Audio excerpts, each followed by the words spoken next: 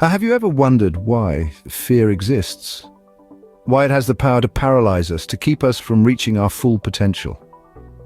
Fear is an integral part of our being. It's not just a feeling, but a biological response hardwired into our system through millions of years of evolution. It's the body's way of saying, hey, there might be danger ahead. It's a survival mechanism designed to keep us safe from threats, to keep us alive. It was necessary for our ancestors who lived in a world filled with predators and life-threatening situations. But as we evolved, so has the nature of our fears. They've become less about physical survival and more about emotional and psychological challenges. Fear of failure, fear of rejection, fear of the unknown. These fears, while not life-threatening, can be just as paralyzing, hindering our growth and keeping us from realizing our full potential. But what if we could harness our fears, turn them into a tool for our growth rather than an obstacle? Imagine a man, let's call him John. John has a crippling fear of heights, but he also has a dream to climb the highest peaks in the world. There's something beautifully ironic about John's predicament. Here's a man whose knees buckle at the sight of a steep staircase, yet he harbors a dream that requires him to look down from the highest heights. An interesting paradox, isn't it? John's fear of heights didn't just materialize out of thin air. It was a fear ingrained in him since childhood, when he had an unfortunate tumble from a tree. The incident left him with a broken arm and a heart full of fear. Heights became his nemesis, his Achilles heel. But the mountains, oh, the mountains, they beckoned him, they whispered in his dreams, promising him a view that's worth the climb. John yearned to conquer his fear, to stand on the pinnacle of the world and shout out to the heavens. But the journey to the top isn't a straight path. It's fraught with setbacks and challenges. There were days when John couldn't even muster the courage to look out of his apartment window. He felt defeated, trapped by his fear, but he didn't give up. Determination, you see, is a tricky thing. It's silent, almost invisible, but it's the driving force that keeps us going. John's determination was his shield. It protected him from the arrows of self-doubt and despair. He started small, climbing a hill in his local park, then a small mountain, gradually increasing the altitude. Each step was a battle against his fear, each peak a victory. John's journey wasn't just about climbing mountains, it was about climbing his own personal Everest. The fear of heights that once held him back was now his motivator. It pushed him to confront his fear, to stare it down, to show it he's not afraid. John's story isn't over yet, but before we see where his journey leads, let's take a closer look at what it means to overcome fear. Fear isn't just a feeling, it's a complex interplay of our minds, our bodies, and our experiences. It's a natural response designed to protect us, but when it starts to control us, it becomes a barrier. It's time to understand how we can use psychology to overcome these barriers. Let's start with exposure therapy. This is a process where we gradually expose ourselves to the object or situation we fear in a controlled environment. Think of it as dipping your toe into the water before diving in. This slow and steady approach can help to reduce the fear response over time. We're not trying to eliminate fear, but rather, we're learning to manage it, to take control of it. Next, we have cognitive restructuring. This is a fancy term for changing the way we think. It's about identifying and challenging the negative and often irrational thoughts that fuel our fear. So if you're afraid of heights, you might tell yourself, I'm going to fall. Cognitive restructuring helps you to replace this with a more rational thought like, I'm safe, I've taken precautions. It's about shifting our perspective from fear to rationality. Lastly, let's not underestimate the power of a supportive environment. The people around us can greatly influence our ability to overcome fear. Having someone who understands, who offers encouragement and reassurance can make a world of difference. They can help us to feel safe, to feel confident. They can remind us that it's okay to be afraid, but it's not okay to let fear stop us from living our lives.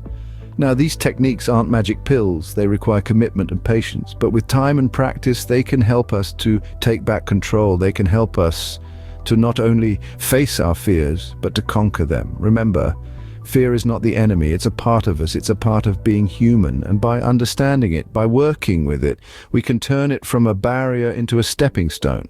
With these tools, anyone can face their fears, even John. Let's return to John now, armed with our newfound understanding of fear. Imagine John standing at the foot of the mountain, looking up at the towering peak. The height that once filled him with dread now represents a challenge, a test of his resolve. He begins his ascent, each step a testament to his determination to face down his fear. He did not conquer his fear overnight. No, it was a journey filled with triumphs and setbacks. As he climbed, he employed the techniques we discussed earlier. He began to challenge his fear, asking himself if it was rational, if it was serving him. He took deep, calming breaths, grounding himself in the present. Each gust of wind, each loose rock, each dizzying look down was a moment for pause, a moment of fear. But John was prepared. He faced these moments head-on, reminding himself of his goal and his ability to achieve it. Step by step, he moved upward. There were times when he stumbled, when his fear seemed too great, but he pressed on, reminding himself of the power within him. He learned to embrace his fear, not as a hindrance, but as a motivator, a driving force. He learned to harness it, to use it to push him forward, to spur him on. And so he climbed higher and higher, his fear of heights diminishing with each passing moment. He looked back at the ground below, not with terror, but with a sense of accomplishment. He was doing it. He was facing his fear, and he was winning. After what seemed like an eternity, John reached the peak. He stood there at the top of the world, his fear of heights conquered. He had faced his fear, challenged it, and emerged victorious. His journey was not easy, but it was worth it. It was a testament to the power of determination, of facing one's fears, and of the strength within us all. And so John stood at the peak, not just of the mountain, but of his fear. But what can we learn from his journey? John's story isn't just about climbing mountains, it's about climbing our personal mountains, our fears. Each of us faces our own unique challenges, our own personal mountains.